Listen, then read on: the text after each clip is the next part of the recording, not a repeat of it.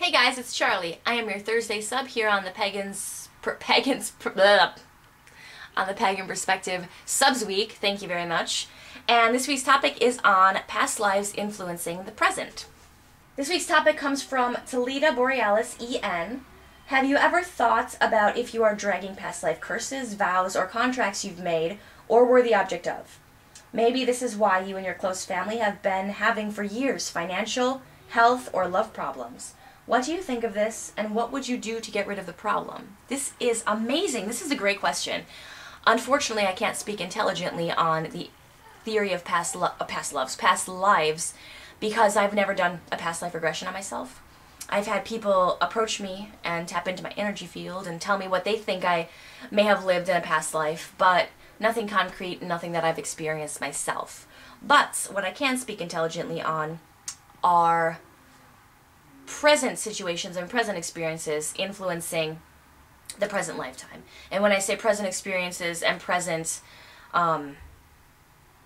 whatever the other thing I said was, I mean present as in this lifetime. So it could be in your past, or it could be literally like right now in the present. So my views may differ on this slightly from others, especially those who do have experience with past lives. But what I would say intuitively is that the majority of the problems that people face, health problems, financial problems, love problems, don't come from the acts of others so much as they come from the acts of ourselves. And the reason I believe that is because I believe in the law of attraction, and I believe in Makeru and the words of power. Different thought processes, words you speak, and actions that you fulfill bring about different changes in your life, and these changes could be for the better, they could be for the worse. So we'll use financial problems for an example. Say you grow up in a home where maybe there were a single parent, or maybe it was just one parent working, trying to keep the mouths of the whole family fed. And you grew up kind of with that constant pull at there's never enough money, there's never enough, there's never enough, there's never enough. And you grow up, and when you grow up, you have the option to make a choice. Either you can make a choice to go out and get your dreams, go to college, and make sure that you don't have the same future as what your past held for you. Or you grow up, and this is more often than not the case, you grow up and you carry on that mindset with you throughout your adult life. It's the easier way of the two because it doesn't require much effort. It's something that by now has been ingrained in your psyche and the way that you think, and you're just kind of on autopilot. So when I think of people having love problems, or I think of people having financial problems or health problems, most of them are preventable and changeable. So what I believe in my practice is by monitoring, is a good word to use, monitoring your thoughts, monitoring your words, monitoring your actions can bring about a change in your life. And that's all magic, because magic in a nutshell is transformation or bringing about change by means of, then there are, a whole list of things that magic encompasses. And one of the things that you can do easily enough, and people may not even consider this as being magic, is just simply by changing your perception of things. Because often, without realizing it, it's not actually the problem that's the problem. It's our perception of the problem that's the problem. So I have a perfect example.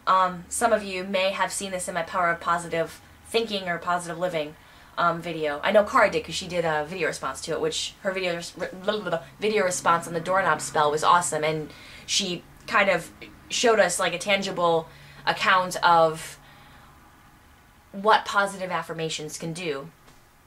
But I touched on it a bit in my video, and it's that my grandma was recently diagnosed with cancer. It's inoperable. It's surrounding her bile duct and liver, and she was given maybe a year to live. Now, that's a pretty big problem. That's like a life-threatening problem, and anytime that health issues are the problem, it's a pretty big problem. But what can be even a bigger problem is the perception of that particular problem. I keep saying problem. So my grandmother has been super positive through all of this. Like, she was really excited to buy a wig. And instead of seeing this as, woe is me, I'm in pain, my life is ending, and I'm done. I didn't get to do anything I wanted to do in this life, and I don't know if I'm going to have another chance. Instead of taking that mindset, my grandmother took the mindset of gratitude, and she said, you know, a lot of people have their lives taken from them without warning. They die in car accidents, they are, heaven forbid, murdered, or a freak accident, somebody drowns, aneurysm, something happens where they're taken without warning. Their lives are taken from them. They're just living their day like normal, any other day, except that they lose their life on this particular day, and then it's just done. So she took the stance of gratitude in that she kind of knows how long she has left, and she is taking the attitude of she's been given time, and she's going to do very precious things with the time she's been given, and she's grateful that she still has this time. They found it in time enough for her to be able to come to terms with it, get through her grieving process. There's another thing I was going to say. Closure is a huge thing, and once she fulfills all of those steps, then she's ready to say her goodbyes and welcome death with open arms, because death can be a very beautiful thing. My mom works in hospice. Anyone out there who works in hospice, you know that death can be very ugly, but death can also be very beautiful. And death is always the rebirth and signaling. I think that when we're talking about death, there's kind of a negative connotation that goes along with death, because people feel it means the end, but I feel that death is the beginning of a new journey, and it's the time when you get to go and be back in part of that pure consciousness and understand that's why I was living that life, that's why I chose those things I chose, that's what I needed to experience, and then prepare yourself for the next life. And oftentimes, I think, like I said, the perception is the problem, because people take a negative attitude. People oftentimes feel entitled to certain things. I've done this and I feel entitled to this, and I got laid off and I shouldn't have gotten laid off because I put in 20 years of this place, and yeah, it sucks that you got laid off. And it sucks that right now you can't pay your bills. But maybe now's an opportunity for you to go out and try to do what really makes you happy. Maybe working 20 years at that plant or that factory, maybe if you kept working there, you were going to start having some health issues, some back issues. Maybe being exposed to certain chemicals were going to cause some irreversible chemical damages in your body somewhere, cause tumors. Maybe it was a blessing in disguise, you getting laid off. But whatever it is, anything could always be worse. So really, it's a matter of changing your perception. As far as past lives go, and curses carrying on from one life to the next, I do believe that it's possible. I'm not completely ruling it out. But I think that what's important is, in this lifetime, making sure that we are able to rid all of that from us and come to terms with, we are in charge of our lives. We are the sole creators in our own lives. And to me, that's very empowering. To some people, it might be frightening or intimidating, but to me, that's empowering. Like, I can do whatever I want. It's my life. I can do... Isn't that amazing? I don't know. I think it's amazing. So, as far as curses go, I don't know.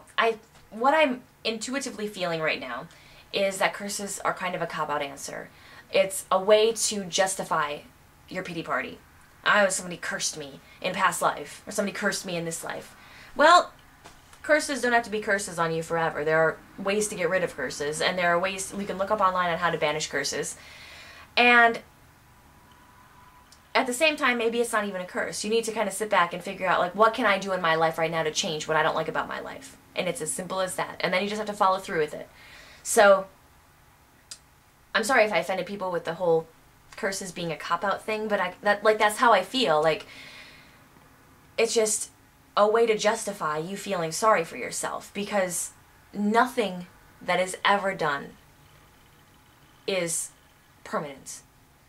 The only constant in life is change. Nothing is permanent, and anything that is done can be undone. Sometimes certain things are easier to undo than others, but anything that's done can be undone. So nothing's permanent. And as far as the last part of the question, what would I do to get rid of them, get rid of those curses? A simple cleansing. And there are different healers out there if you don't know how to heal your own self. There are different banishing spells you can do.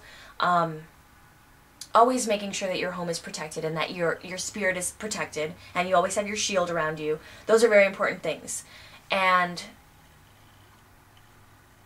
I don't think that curses, the only time that a curse is permanent is when the object of the curse doesn't know how to get rid of it.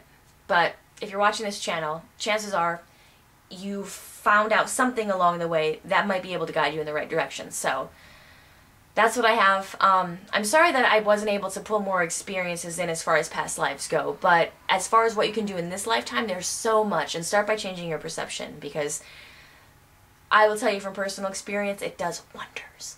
Okay, I love you guys. Talk to you later. Blessed be.